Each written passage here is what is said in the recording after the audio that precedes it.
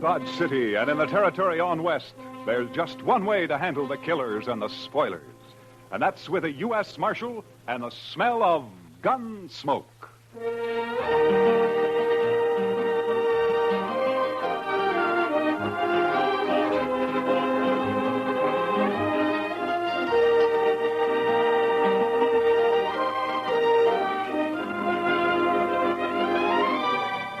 Gunsmoke, starring William Conrad. The story of the violence that moved west with young America. The story of a man who moved with it. Matt Dillon, United States Marshal.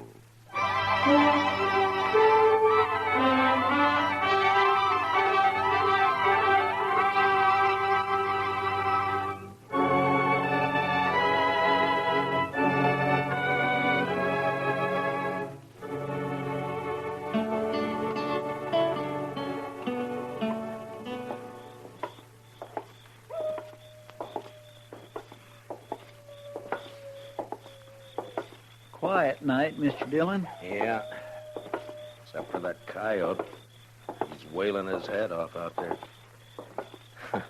Mad at the moon, I guess. Or in love, maybe. Oh? Yes, sir, the way I've noticed it, any time you find a man or an animal out squalling around in the dark, it's usually love. Yeah, but this one sounds kind of mournful, Chester. Well, sir, love is mournful sometimes, Mr. Dillon. Yeah, so I've heard. Matt? Is that you? Oh, good evening, Miss Morley. How have you been, Matt? Oh, fine. Fine, thank you. You, down here on Front Street this time of night alone? I'm looking for Red Lawson. He's a new man, works for Al. Al's meeting him sometime after midnight, and they're going out on a cattle buying trip. I want to talk to him first. You satisfied? Well, it's just that this is no place for a woman alone, Miss Morley. Maybe you better go home. There are other women down here. They belong here, Miss Morley. They work here. Oh, don't be so stuffy, Matt. And call me Ava for once. Everybody else does. Well, your husband might take exception to that, Miss Morley. Now, you're blaming me for what happened before, aren't you? I'm not blaming you for anything, Miss Morley. I didn't tell him to get into a gunfight over me. It wasn't my fault. I didn't say it was. Chester, you better see that Miss Morley gets home, all right? Yes, sir. I can get home by myself. My, she's pretty as a picture. It makes you wonder. Yeah, maybe you were right, Chester. With a woman like that, love might be kind of mournful.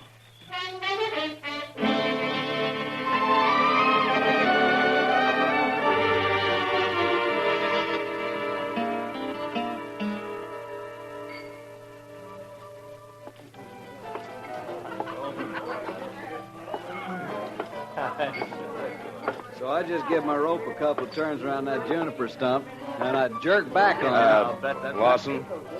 Oh, hi, Marshal. I wonder if I could see you for a minute, huh? Yeah, sure. Be right back, boys.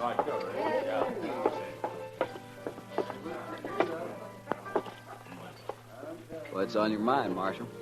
Lawson, I just ran into Miss Morley in the street outside. You did? Yeah, I suggested she go home. She's got no business being down here this time of night. It might be a good idea if you'd tell her that, huh? Seems to me that's up to her husband. Look, you're new here, Lawson. I guess you didn't know Fred Curtis and the Santa Fe Kid. I heard about it. A couple of fools, as far as I can see. Yeah, I guess they were.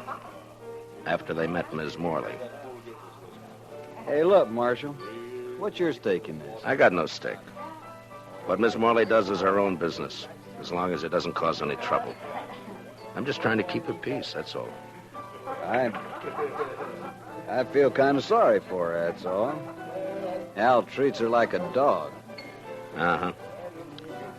Fred and the kid used to talk the same way. Like I said, a couple of fools. I'm not. I hope not. See you around, Marshal. Yeah, sure.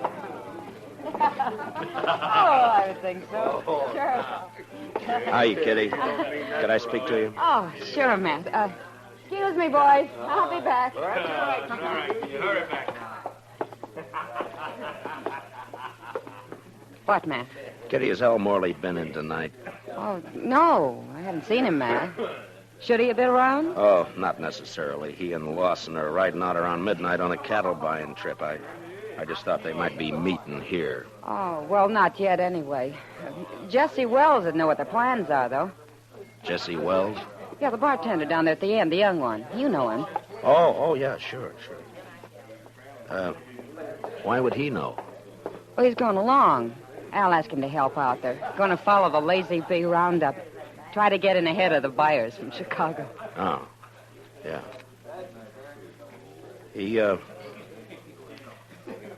He's a nice-looking kid. I wonder if, Yeah. Yeah, he's another friend of Ava's.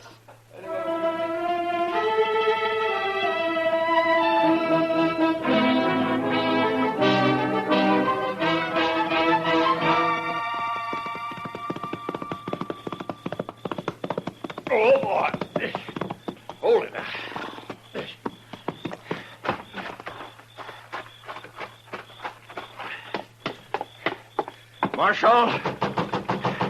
Marshal Dillon. Oh, come on. Wake up, Marshal. All right. Take it easy. Who is it? Jesse Wells, Marshal. Open the door. All right, just a second till I get it. there. What's the trouble, Wells? Al Morley, Marshal. And you better get your horse, because we got to ride back out there. Out where? What happened? Buffalo Flats. We camped there to wait for the roundup crew. And Al's dead, Marshal. He's knifed in the back. Did you do it? No. It was Red Lawson. He knifed Al and he stole the money we were going to use to buy cattle. What in the world is going on, Mr. Dillon? You better saddle up, Chester. We got to ride. What's the trouble? The usual. Nothing new but the names. Seems Red Lawson turned out to be a fool in spite of himself.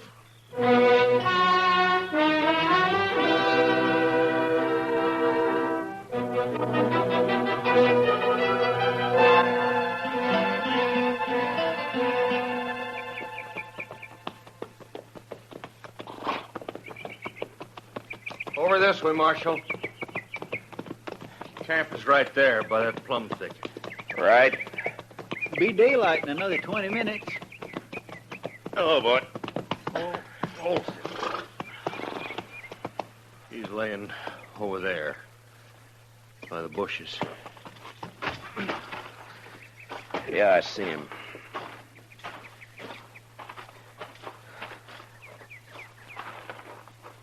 Whose knife is it, Jesse? It's Al's. We were all asleep. We built a fire, made some coffee, and then turned in. But wait for daylight, the Lazy Bee bunch planned to work their stock up this way. I see. Yeah, here, Chester. Wrap the knife in something and hang on to it. Huh? Yes, Mr. Dillon. Now, go on, Jesse. What happened? Well, like I said, Marshal Dillon, we were all asleep. I guess it was the sound of the horse's hooves woke me up. Mm-hmm. Red Lawson, he was pulling out. I run over to Al, shook him to wake him up and tell him. Then I saw the knife. He was dead. Where were you sleeping, Jesse? Well,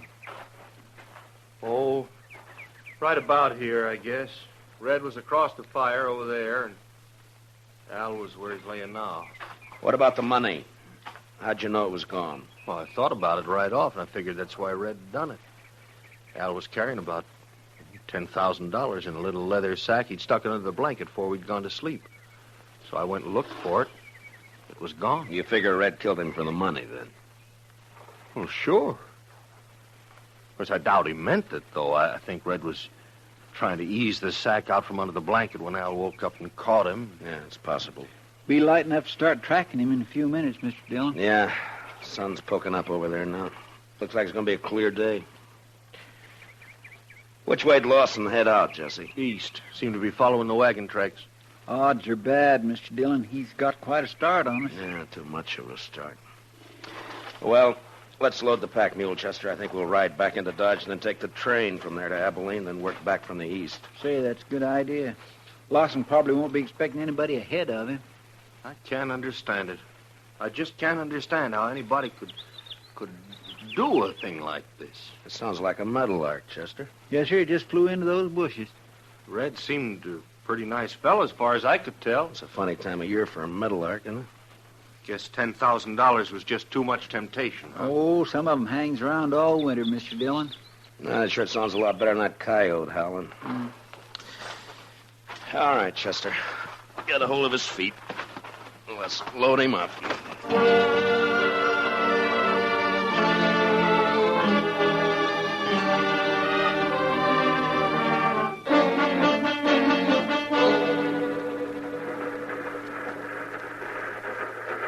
Sumac Creek water tank's right around the bend up ahead of us there. How long we stop here? Oh, about 5 minutes. Just long enough to take on water. Might as well relax, Marshal. It's a long ways yet to Abilene. Why, we ain't but 24 miles from Dodge City. Feels more like 100. These seats are harder than a saddle. Yeah. Say, this here feller you boys looking for, I guess he's a real mean enough. What? Oh, yeah. Mean enough. Well, it's just like I always say, this prairie country ain't never gonna be a law-abiding place to live. Well, every time I pull out of Kansas City on the run west, I'm expecting every minute to be shot or hung or scalped. Chester, What's the matter, Mr. Dillon? look out the window here. Around the bend there by the water tank. Looks like we don't have to go to Abilene. Oh, yeah, there's some fella waiting to catch a train, I guess. You boys recognize... Is he the one? Yeah. His horse is tied there by the tank. Must have decided on a quicker way of traveling. Yeah, it looks that way. All right, Chester, he won't be expecting us. Let's get out in the vestibule and then drop off and take him as soon as the train stops. Yes, sir. Hey, Marshal, whatever you do, don't let him get on this train. Just keep the passengers away from the windows. In a way, it's too bad, Mr. Dillon. Miss Morley would have really enjoyed that $10,000. You're guessing, Chester. And he hasn't seen us yet. All right, let's go. Lawson, get your hands up. Bill. You're under arrest. Get your hands up. Look! He's running for his horse, Mr. Dillon. Lawson! He's gonna fight. You can't get away on foot. Lawson! Come on, Chester. That's a cutting it awful thin, Mr. Dillon. Giving a man 3 chances before you haul down on him. Well, we're still on our feet.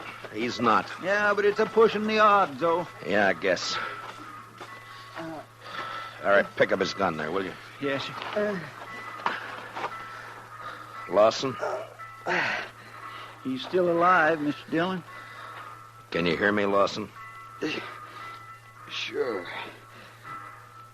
Sure, I can hear you. There's a sack of money. Looks like it fell out of his coat. Yeah, I see it. Lawson, there's no doctor on the train. We're going to try to stop the bleeding and do the best we can for you. There'll be a train back toward Dodge City in about a half hour. We'll wait for it. Is that all right with you? I don't have any choice, do I? No, I guess you don't. You made your choice last night. Was she worth it?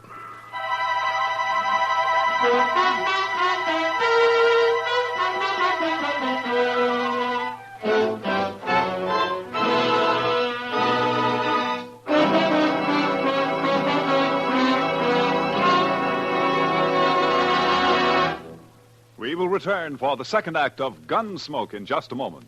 But first, every Saturday night, Gene Autry invites all his friends to visit him at Melody Ranch for a half hour of songs and stories about the Old West. Tune in the Gene Autry Show tomorrow night over most of these same CBS radio stations. Now for the second act of Gunsmoke.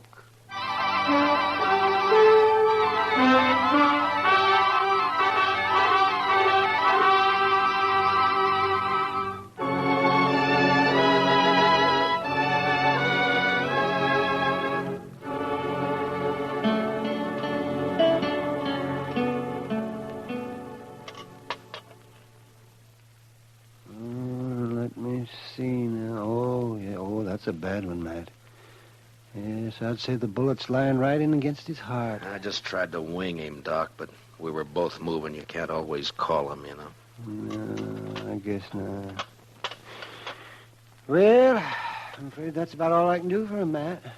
It's not enough, is that it? He won't live an hour. Yeah, I wish he was conscious. I want to talk to him. Well, the stimulant might take effect, and then again might not. With this kind of a case, you never know. What is it you're after, Matt? Ms. Morley? Accessory before the fact? She could have been. Mm-hmm. Well, I'm a broken down old man, Matt, but if that woman rolled her eyes at me just once, well, I do not know. I just might. Matt. Yeah. Lawson? Lawson, can you talk? Can you hear me, Lawson? Yeah. Sure. Was Ms. Morley in on it? Nobody was in on it. Did she know you were going to do it? She had nothing to do with it. Was she going to meet you somewhere later? She had nothing to do with it. It was my idea. Nobody else. Lawson. Lawson, listen to me. You're dying. Do you know that? Yeah. Yeah, I know. I can feel it. She wasn't in on it. All right. That's the way you want it. At least Al won't treat her like a dog anymore. What do you mean? I mean, a dead man can't bother anybody. Al? You ought to know you killed him. No. No. What? He was asleep. I took the money and rode away. And they were both asleep. I didn't touch him. You're telling the truth. I swear I didn't kill him. I only stole the money, and I didn't get... Well, guess I was wrong, Matt. The bullet was closer to his heart than I thought. Yeah. And I was wrong about something myself, Doc. I thought this was the end of it. Now it's wide open again. Wide open.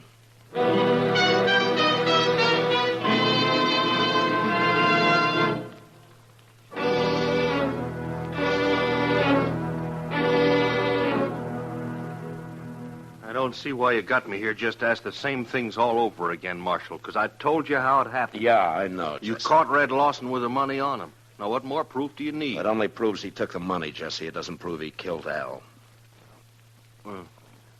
What do you mean? Chester, you better punch that fire up over there a little. It does seem to be getting chilly in here. Now, what do you mean by that, Marshal? You killed Al yourself. Didn't you, Jesse? You're out of your mind. You woke up and saw Red steal the money and take off, and it gave you ideas. You slipped over and knifed Al in his sleep. You knew Lawson had got the blame for it. Well, sure. Sure, because he did it. He said he didn't. Dang stove. Well, Marshal, did you expect him to tell the truth? He was dying, Jesse. Knew he was dying. I think he told the truth. I see. His word against mine.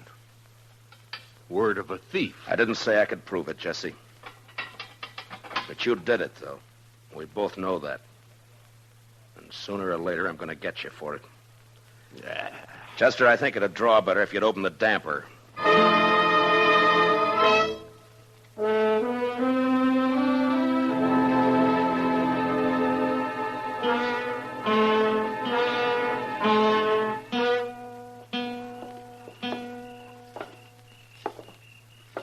Quiet night, Mr. Dillon. It was a quiet night last night. And 2 men who were alive last night are gone tonight. Sure makes you stop and wonder. Well, at least one thing hasn't changed. That coyote's still there. I guess there'll always be coyotes around, Mr. Dillon. What are you going to do about Jesse Wells? Oh, I don't know, Chester. He's guilty. You can see it written all over him, but there'd be no use bringing him in. I haven't got one piece of evidence. I don't know. Yes, sir. She's quite a woman. Mercy. Quite a woman. Yeah, she is that, all right. Matt? Is that you? Good evening, Miss Morley. Who are you looking for tonight? Can't be Red Lawson. He's dead. So is my husband. You forgotten? My deepest sympathy. Don't bother. You know better. I am sorry about Red, though. He was nice. You're the one who did it, aren't you, Matt? Yeah. Yeah, I killed him. For you. I couldn't do anything else. I don't know why you say for me. It wasn't my fault. Yeah, sure, I know. You know. You don't know anything. You don't know how it feels to sit in a house alone with your husband dead. No one in town coming near you. Like he was poisoned or something. Sure, I don't feel sorry about Al, but I would have once. He's the one who changed me, made me feel different. I know it wasn't your fault. And you didn't even come to tell me he was dead. Why not? It's part of your job, isn't it? I didn't come and tell you, Miss Morley, because I figured that you'd... Chester? Yes, sir? Would you mind walking on ahead? I'll meet you on the Texas Trail in a few minutes. Well, All right, Mr. Dillon, if you say so. Well, I get some of that. Why just send him away, Matt? I was just wondering if you were going to be home later tonight. Well, I could be. Around 10 o'clock, say? Sure, Matt. I'll be there.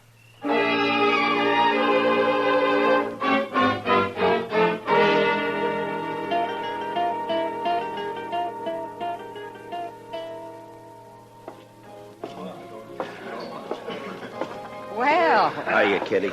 Chester and I were trying to think of some way to rescue you from Ava's clutches. Only one thing, though, Mr. Dillon. I wasn't sure you wanted to be rescued.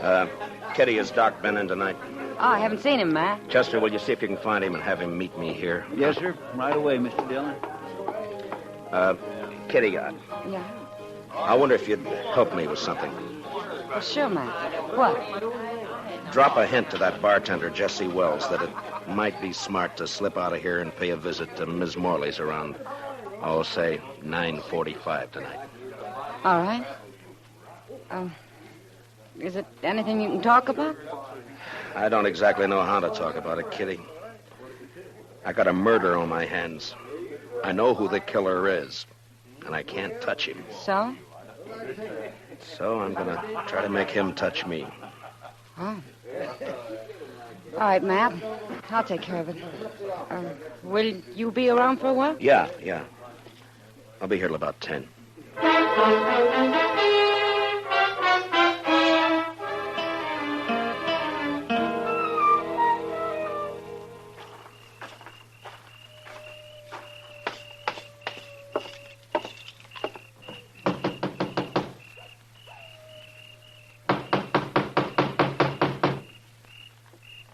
Who is it? It's Matt Dillon. Who'd you think? Just a minute. Well, hurry up. Let me in. All right, Dillon, come on in. Well, Jesse, I thought you were working. I was, till just a few minutes ago. Well, what's on your mind?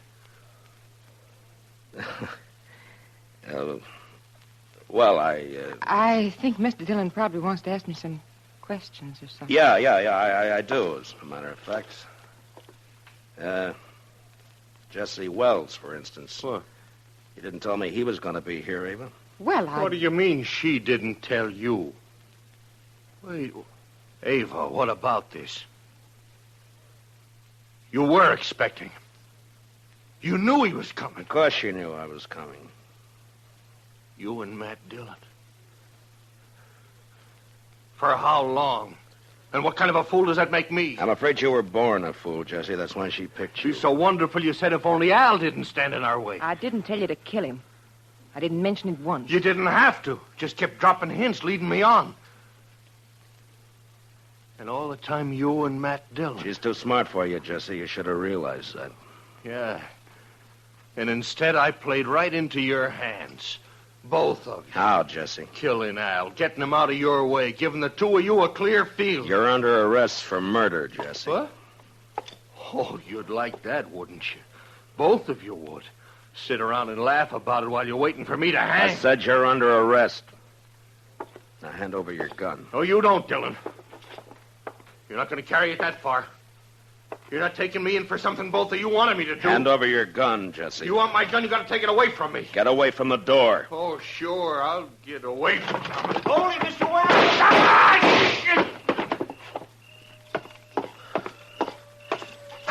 Are you all right, Chester? Yes, sir. It was close, but he missed me. Well, you two didn't miss him.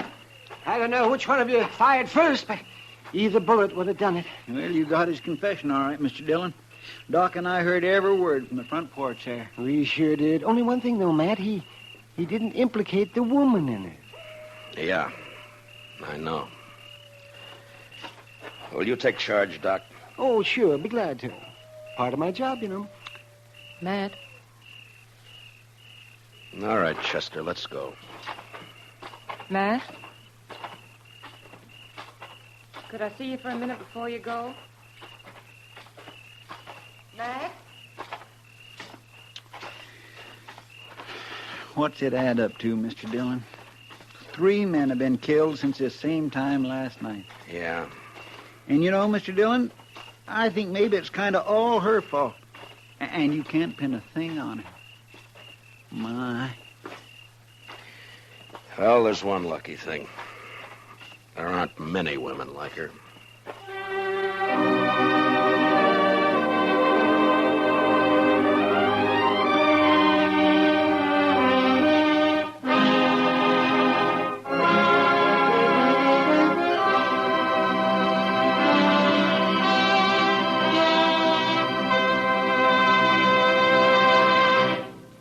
Gunsmoke, under the direction of Norman Macdonald, stars William Conrad as Matt Dillon, U.S. Marshal.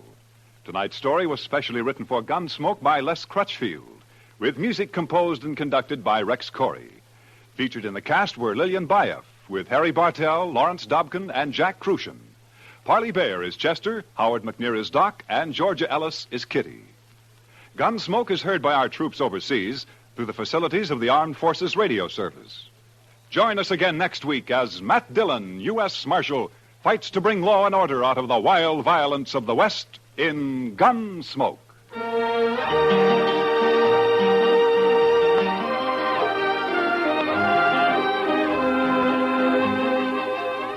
Strange Island tells the remarkable story of a tropical paradise that sank into the sea.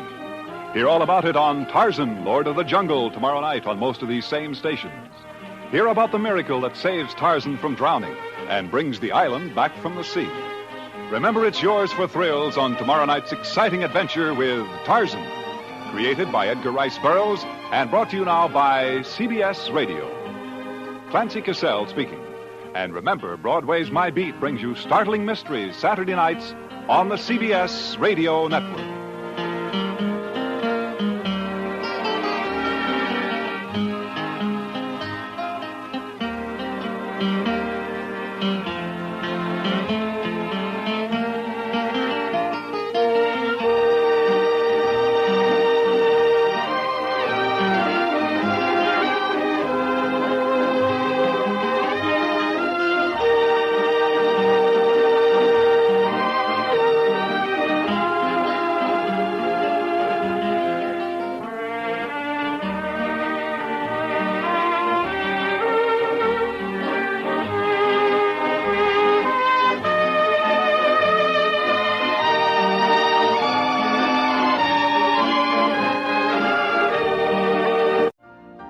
You've been listening to the OTR Gold Network.